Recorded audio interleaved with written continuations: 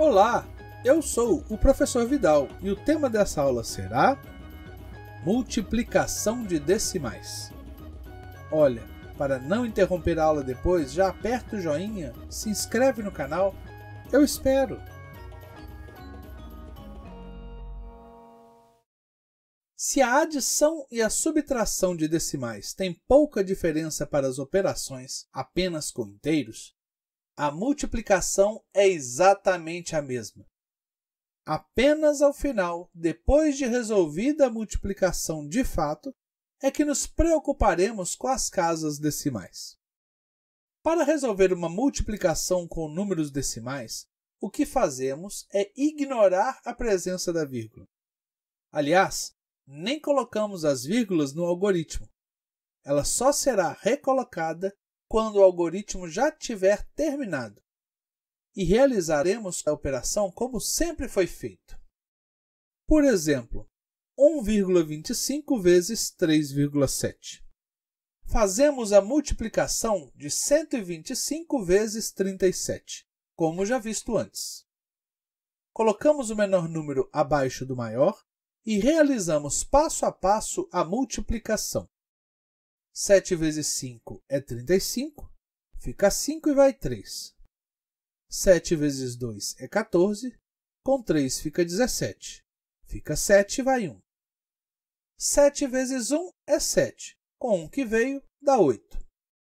Agora a dezena 3, deslocando o resultado teremos 3 vezes 5 é 15, fica 5 e vai 1. 3 vezes 2 é 6, com 1 que veio fica 7. 3 vezes 1 é 3 e pronto. Agora é só somar esses resultados. 5 mais nada é 5. 7 mais 5 é 12, fica 2 e vai 1. 8 mais 7 é 15, com 1 que veio dá 16, fica 6 e vai 1. 3 e o 1 que veio dá 4. E temos o resultado, 4.625. Agora é só colocar a vírgula no lugar certo. Mas vamos primeiro entender por que e como encontramos o lugar correto. Para entender melhor, vamos imaginar a multiplicação de dois números decimais como frações impróprias. Tomemos o exemplo 1,25 vezes 3,7. Esses números podem ser reescritos assim. 1,25 é 1 inteiro e 25 centésimos, ou seja, 1 inteiro e 25 sobre 100. 3,7 é 3 inteiros e 7 décimos, isto é, 3 inteiros e 7 sobre 10. Sem resolver essa multiplicação, vamos analisar sua possível resposta. Ao multiplicar duas frações, multiplicamos numerador por numerador e denominador por denominador. Eu nem sei qual é o numerador dessas frações, na forma imprópria. Mas os denominadores são 10 e 100, que multiplicados darão o resultado o 1000. Ou seja, a resposta será em milésimos. Isso acontece devido à propriedade da multiplicação das potências de 10 que vimos lá na aula 27. 1000 é 10 elevado a 3, pois tem 3 zeros depois do 1. 100 é 10 elevado a 2, pois tem 2 zeros depois do 1. 10 é 10 elevado a 1, pois tem 1 zero depois do 1. E multiplicar por uma potência de 10 é acrescentar os zeros que ela tem ao final do número. Então, 10 vezes 100 é 10 elevado a 1 vezes 10 ao quadrado. E isso dá 10 ao cubo, que é 1000. Observando os expoentes, temos 1 mais 2 igual a 3, ou seja, os décimos com uma casa decimal vezes os centésimos com duas casas decimais resultarão em milésimos que possuem 1 mais 2, 3 casas decimais. E essa é a regra da multiplicação de decimais. Quando multiplicamos dois números com casas decimais, o resultado irá ter a soma da quantidade de casas decimais dos dois números. Então, 1,25 vezes 3,7, que tem a resposta provisória 4.625, terá a vírgula colocada para termos 3 casas decimais. 2 no primeiro fator e 1 no segundo fator. E a resposta final será 1,25 vezes 3,7 é igual a 4,625. Vejamos outros exemplos. 3 vezes 0,032. Para montarmos o algoritmo, colocamos 3 vezes 32. 3 vezes 2 é 6 e 3 vezes 3 é 9. Então, o resultado provisório é 96. Agora, contamos as casas decimais dos fatores. 3 mais 0 é 3. E colocamos a vírgula para termos 3 casas decimais. Como o número tem apenas 2 algarismos, colocamos zeros à esquerda para podermos chegar na quantidade que queremos. Agora contamos as 3 casas decimais e colocamos a vírgula.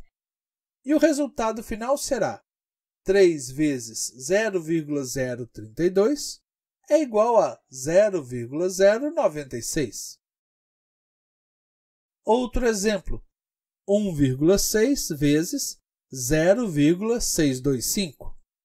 Montamos 16 vezes 6, 125. Multiplicando, teremos 6 vezes 5 é 30. 0 e vai 3. 6 vezes 2 é 12. Com 3 é 15. Fica 5 e vai 1. 6 vezes 6 é 36. Mais 1, 37. 1 vezes o mesmo número, então fica 5, 2 e 6. Quando somo, dá 10.000. Como temos uma casa do primeiro fator e 3 casas do segundo fator, temos 1 mais 3 igual a 4 casas decimais no resultado. Ao colocarmos a vírgula, ela fica à direita do 1. Como zeros à direita depois da vírgula não fazem diferença, teremos a resposta final. 1,6 vezes 0,625 é igual a 1. Para encerrar, vamos ver como ficam as multiplicações de números decimais por potências de 10. Por exemplo, 35,782 vezes 100, ou 10 ao quadrado. Como já vimos na aula 27, quando multiplicamos por uma potência de 10, podemos apenas deslocar os algarismos do outro fator pelas casas do quadro posicional, passando as dezenas para as centenas, as unidades para as dezenas, e podemos continuar com essa ideia e passar os décimos para as unidades, os centésimos para os décimos, os milésimos para os centésimos. No número com casas decimais, é a vírgula que marca a posição das unidades. Então, se deslocarmos a vírgula para a direita, estaremos transformando os décimos em unidades, e as unidades em dezenas, e as dezenas em centenas, mas também os centésimos em décimos, e os milésimos em centésimos.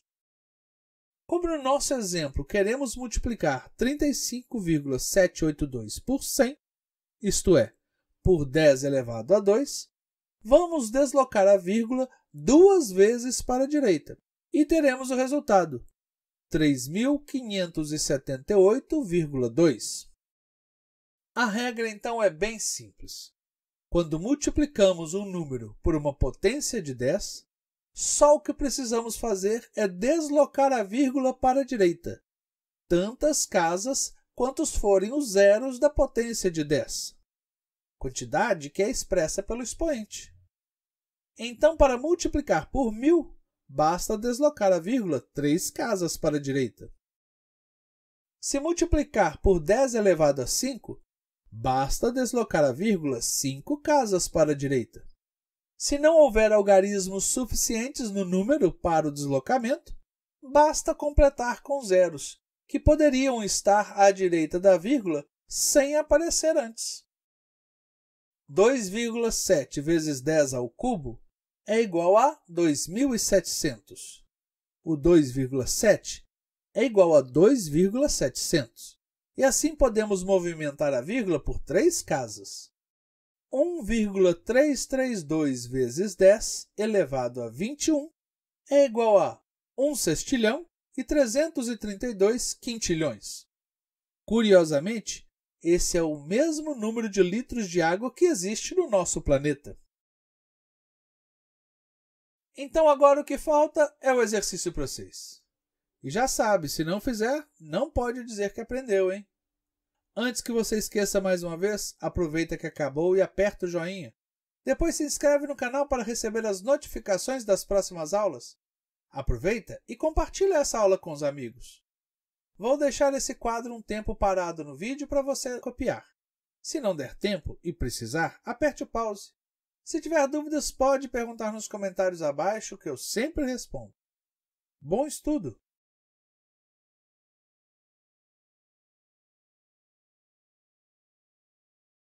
Então, por enquanto é isso. Até a próxima!